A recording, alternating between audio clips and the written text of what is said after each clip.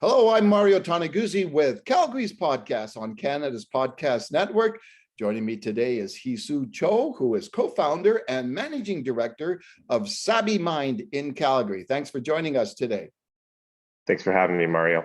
Well, let me just start by asking you, tell me a little bit about what SABI Mind is and what you guys do. Yeah, the primary mandate of SABI Mind is to open up access to psychedelic-assisted therapies with the initial clinical focus around using ketamine-assisted psychotherapy to help individuals with mental health and chronic pain conditions. Okay, and when did it start? We started the project back in 2020, October of 2020. The first few months were kind of figuring out the lay of the land and the landscape of the psychedelic medicine and industry, followed by a little bit of planning in terms of what our offering, specific model looked like. We recently opened our doors here in Calgary in March of 2022 with plans to open in Edmonton and Victoria as well. Okay, super. And give me a little bit of the why and the history behind that of why this was started. Yeah, a few of the co-founders have a bit of lived experience with the complications and problems that come with mental health. We had a close friend and mentor lost his life to suicide in 2019, and we kind of collectively made a promise that we need to contribute to the mental health space. Through our own personal healing journeys, we found the psychedelic assisted therapies kind of ecosystem, and we made it a mandate of ours to contribute to the space in terms of opening up access to that community. Okay, and can you talk a little bit about the name? Like, what does that come and what does the name signify? Yeah, SABI draws inspiration from the Japanese philosophy wabi-sabi. There's a few principles that we've incorporated into our own philosophy, one of them being finding beauty in imperfection. But I think the one that resonates the most is that SABI personified is the artful mending of damage. And what we look to do for mental health conditions as well as chronic pain is take the time to support the individual through their own mending process, and through that process, hopefully they find the inherent beauty in the journeys that individuals go through and the struggles that we all face day to day. Okay, Heesoo, can you talk a little bit about just exactly what you're offering in terms of somebody that walks in your door? Yeah, we have a pretty unique wraparound care model that involves a multidisciplinary team of healthcare professionals. On the front lines, we have physicians, we have a psychiatrist and anesthesiologist that take part in the intake process, as well as are part of the patient's journey throughout the entire kind of treatment program. We also have a few psychotherapists that come in the form of psychologists and social workers, as well as registered nurses. They all kind of contribute to the individual's program at different parts. The program is broken down into three categories. There's a preparation, discovery, and integration phase. The preparation component takes into account all of the medical consultations, psychiatric consultations, as well as a bit of preparation psychotherapy. This is really significant in terms of managing expectations for the clients, as well as just preparing themselves for the type of experiences that they're going to have in the actual discovery sessions themselves. The discovery component is specifically where the ketamine is administered. We hope to provide a conducive environment where individuals are able to explore their psyche on a different level, and through that process, hopefully find some insights that help shift some of how they frame their mental health and chronic pain conditions. The last part is where we hope to hopefully make some lasting change, and that's the integration therapy component, where while supported through a psychotherapist, the individual is able to take these insights and hopefully them into their lives and find some meaningful change and some transformational experiences. So again, maybe walk me through this. So what an individual takes, what's that called? Ketamine. So ketamine is a general anesthetic that's been used in the OR and ER for many, many years now. What they've found through not only the practice, but the significant science and publications is that ketamine has immediate antidepressant effects that can last anywhere from 2 to 4 weeks from a biomedical type of interaction that happens in the body. Now we're leveraging that interaction specifically in a psychotherapeutic model to hopefully boost some of those benefits, as well as explore what some of these individuals may find in those ketamine sessions. And what exactly is it? Maybe you describe it so I get a nice Sure. picture. And where's it sourced? Yeah. So it's a dissociative by nature. Obviously, there are some anesthetic qualities to it as well. But the dosing levels that we're playing with and introducing to clients is a level where we're allowing the individuals to maybe explore their inner consciousness a little more. Everything that we provide in the clinic is to allow the individuals to go inward. And the ketamine is stored in a safe, in a vault. It is stored on site in a medically approved fashion. Ketamine is available through all pharmacies. It's used in hospital settings. It's used in other clinics as well. The way we're using it is considered off-label. But we're seeing a significant opportunity with ketamine kind of laying the foundation for the other psychedelic medicines that will eventually become unilaterally available through the medical framework. We're seeing a big movement with MDMA in the United States, and obviously there's been a few exemptions for psilocybin access here in Canada as well. And so we're essentially laying the groundwork. I think if we're forward looking a little bit, there's an opportunity to use different tools for different situations. As you and I both know, mental health care is not a one size fits all model. And so what we're looking to do is create a bit of a foundation and a community and an understanding of individuals that there are these novel treatments that have shown efficacy, and just to create a dialogue and increase access as well.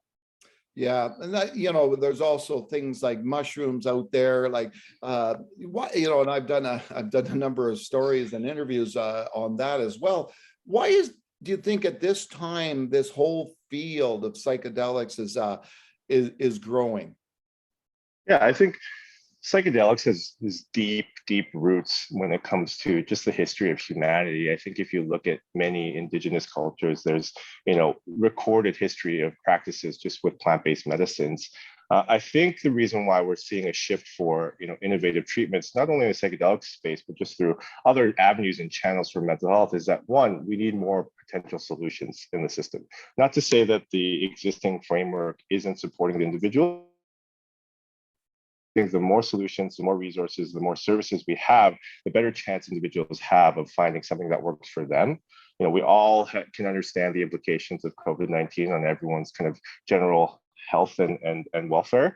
And so I think there is a bit of a paradigm shift happening where there's an increased level of awareness and acknowledgement with, I think, individuals' own mental health, but just a general sense of, individuals at large in the community as well. Yeah.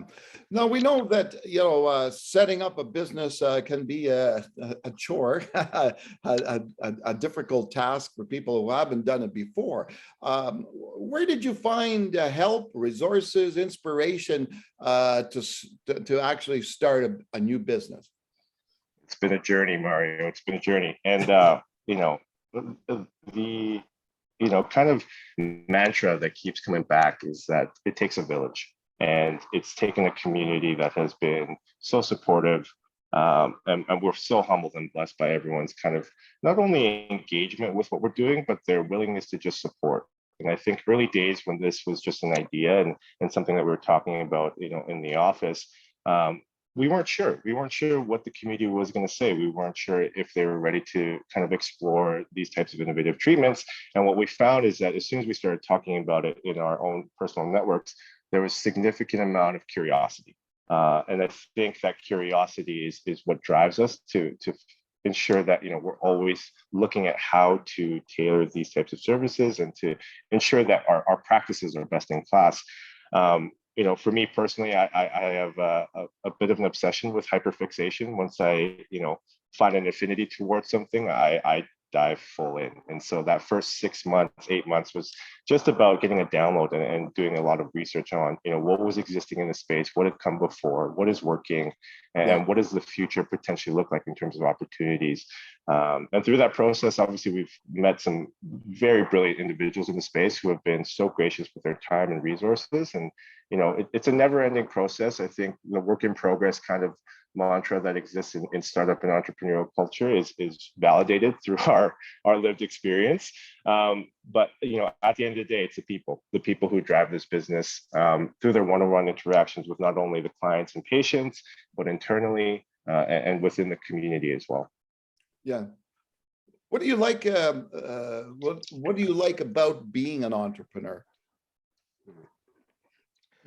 Honestly, Mario, I don't like a lot of it. No, I'm kidding. It has its pros and cons. I think Yeah, for me, even participating in podcasts like this is tough because I don't like being in the limelight. I think, if anything, the team deserves all the credit and they deserve yeah, to be, front facing. What I do thoroughly enjoy about the entrepreneurial spirit and community is that how supportive it is. I think there's this underlying recognition and respect that entrepreneurs have for one another because there is a lot of risk involved and individuals are taking a chance for something they believe in. And I think that demands an immense amount of respect. And so, through those types of interactions, I feel inspired.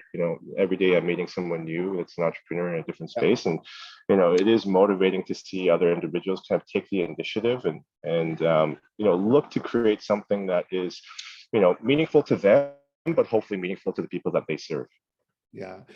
Considering your journey into this and a new business, if you had a friend that came to you, and asked you, what's your best advice for me if I want to start up a business, what would you tell them? Don't do it. No, no, not at all. I think long and hard and pragmatically and critically about what you are looking to do. I think from a value standpoint, that's the first thing to explore. Your why you are participating in what you are thinking of doing. And then what value it adds to the community. After you've established that internally for yourself, I think it's about finding the right people. And so finding like-minded individuals who are value aligned first and foremost, and then hopefully through that process and finding those value aligned individuals, you find credible, smart, and brilliant individuals as well that can add their expertise to what you're doing. Yeah, over the time that you've been involved in this, and maybe even before that, have there been any business leaders, business owners, entrepreneurs that inspired you, that you kind of thought were good examples of what you can do? Yeah, and the friend and mentor I lost to suicide in 2019 was actually probably the most influential person in my life, not only personally but professionally. And something that he left with me is just this immense amount of care he had for the people around him, both professionally and personally, and how he was able to, use that level of care to ensure that people felt one, safe and supported, but also, create a space for individuals to explore what they wanted out of life and the situations that they were in. And so I hold those lessons near and dear, and I hope that I am, filtering all of my decision making through that lens. Okay, Heesoo, let's chat a little bit about yourself. What were you doing before this?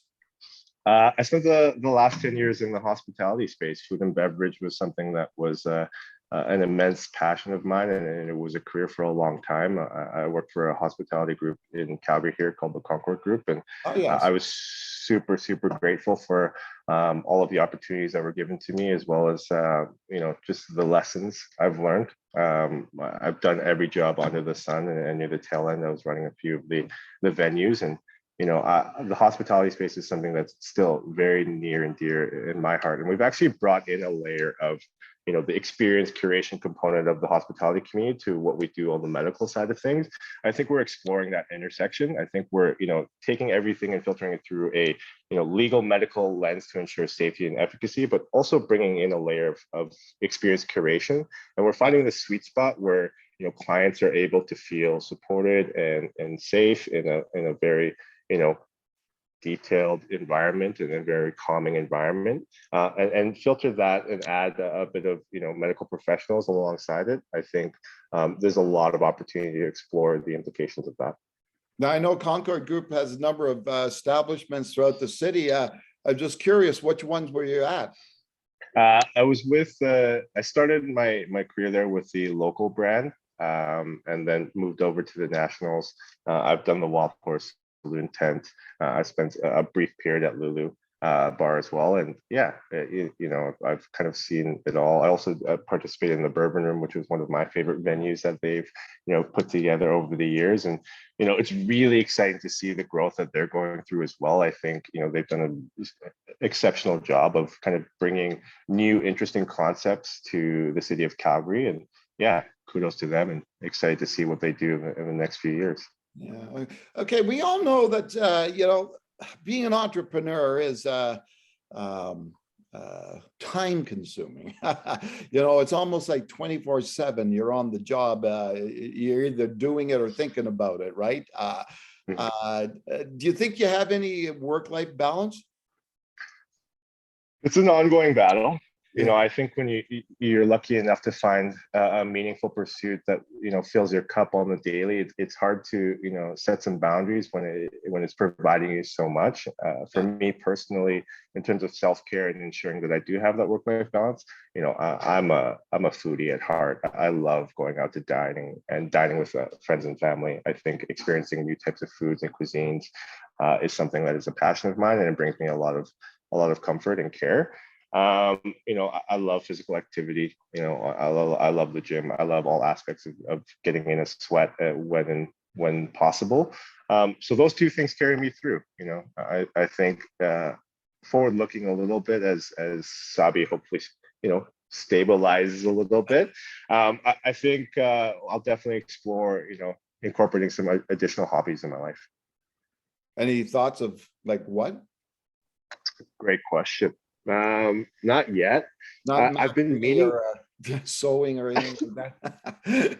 I've been meaning to pick up this game called Go. I don't know if you're familiar with it, but it's a board game. It's an ancient Asian board game. Oh, yeah. And I've been meaning to kind of teach myself how to play it, and maybe hopefully find a community that I can kind of explore what that looks like as well. So okay.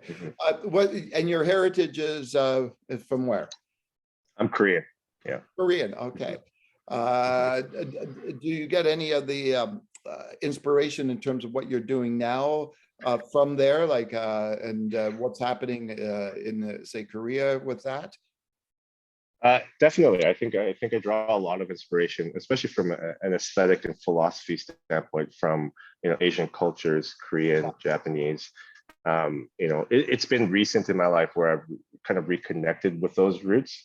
The last time I was in Korea was in 2019, right before the pandemic, and it was the first time where I really felt the impact of my heritage and my bloodline and where I come from. And I definitely do, try to draw inspiration in a respectful manner as much as possible.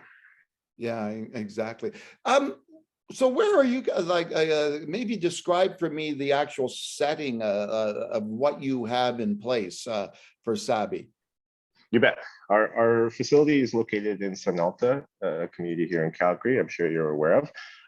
It's about 4,500 square foot purpose-built facility, 5 treatment rooms, a beautiful space, a lot of Asian influence in terms of the aesthetic, and a lot of use of neutral tones and color palettes, a lot of raw materials, all in an effort to hopefully provide a conducive environment that is grounding. And I think why we did that is a couple of reasons. I think psychedelic experiences can be quite bright and stimulating. We want to provide a physical space that was neutral, where individuals could kind of come back down to the baseline, and also prep in a neutral state prior to these experiences. And so everything that we do at the clinic is geared towards that, a calming effect. Okay, super then. Well, Heesoo, I really appreciate you taking the time to join us today. Mario, thank you so much for your time as well. All right, super. That was Heesoo Cho, who is co-founder and managing director of SABI Mind. I'm Mario Tanaguzzi with Calgary's podcast on Canada's Podcast Network. Thanks for joining us today.